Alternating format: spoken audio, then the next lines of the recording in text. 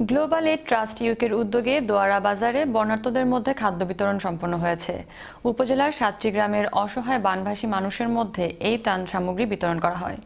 এ সময় চাল, ডাল, তেল সহ বেশ কয়েকটি নিত্য প্রয়োজনীয় খাদ্যপণ্য বিতরণ করা হয়। শামীম হোসেনের ক্যামেরায় আরও জানাচ্ছেন সন্দীপন শুভ। সিলেটবাসী যখন বন্যায় দিশেহারা, ঠিক তখনই অসহায় মানুষের পাশে সহযোগিতার মহান ব্রত নিয়ে এগিয়ে যাচ্ছে গ্লোবাল এইড ট্রাস্টের প্রতিনিধিরা। বন্যার্ত মানুষের সেবায় এবার দোয়ারা বাজারে ছুটে যায় ট্রাস্টের স্বেচ্ছাসেবকরা। উপজেলার পান্ডারগাঁওয়ের হিম্মতেরগাঁও নামক স্থানে আশপাশের প্রায় ৭টি গ্রামের ৭০টি অসহায় পরিবারকে খাদ্য সামগ্রী বিতরণ করা হয়। দুর্যোগপূর্ণ পরিস্থিতিতে এমন সহযোগিতা পেয়ে মন প্রাণ উজাড় করে দোয়া করেন এলাকার বানভাসী মানুষ। আমরা মাল পাইছি যে আল্লাহর হুকমে আমরা দয়া করছো আপনারা, আমরা পাইছি যে কত শুক্রিয়া। আমরা তো দুইত খাই আর তিনত খাইতে পারমু, আপনারা রুচিলে আপনারাই দোয়া করমু যে খুশি হয়েছি। আর আল্লাহ দরবার আমরা আতুরে দোয়া করছি আল্লাহ তারা কামিয়াব করে। এই যে প্রাণ পাইছি কতক্ষণ খুশি হয়েছে, আল্লাহর কাছে দোয়া করি আল্লাহ তোরা কামিয়া করুক।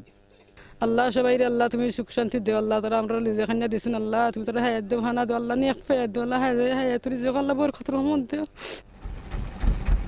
এবছরে বন্যা শুরু হওয়ার পর থেকেই গ্লোবাল এইড ট্রাস্ট ইউকের উদ্যোগে ইতিমধ্যে বালাগঞ্জ রাজনগর উপজেলার মধ্যবর্তী মাজাইল হাওর সংলগ্ন এলাকা এবং সিলেট সদর উপজেলার বিভিন্ন এলাকায় বন্যায় ক্ষতিগ্রস্তদের মধ্যে খাদ্য সামগ্রী বিতরণ করা হয়েছে। এ সকল মানবিক কাজে সম্পৃক্ত থাকতে পেরে অত্যন্ত খুশি স্বেচ্ছাসেবকরাও।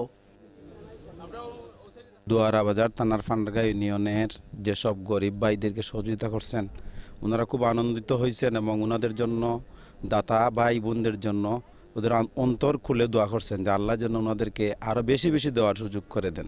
আমি আবার ধন্যবাদ জানাচ্ছি গ্লোবাল ট্রাস্টকে যে তারা এই পানিবন্দী মানুষের পাশে এসেছেন এবং বিগত দিনে তারা সবসময় এই অসহায় মানুষের পাশে ছিলেন। আশা করব আগামীতে তারা এভাবে পাশে থাকবেন। ত্রাণ বিতরণ কার্যক্রমে উপস্থিত ছিলেন সংবাদকর্মী ও স্বেচ্ছাসেবী আব্দুল মুহিত দিদার, প্রভাষক হুসাইন আহমেদ, হিম্মতেরগাঁও জামে মসজিদের সেক্রেটারি আব্দুল বাসির, স্বেচ্ছাসেবী কয়েস আহমেদ এবং আব্দুল শহীদ। সন্দীপন শুভ, চ্যানেল এস নিউজ, সিলেট।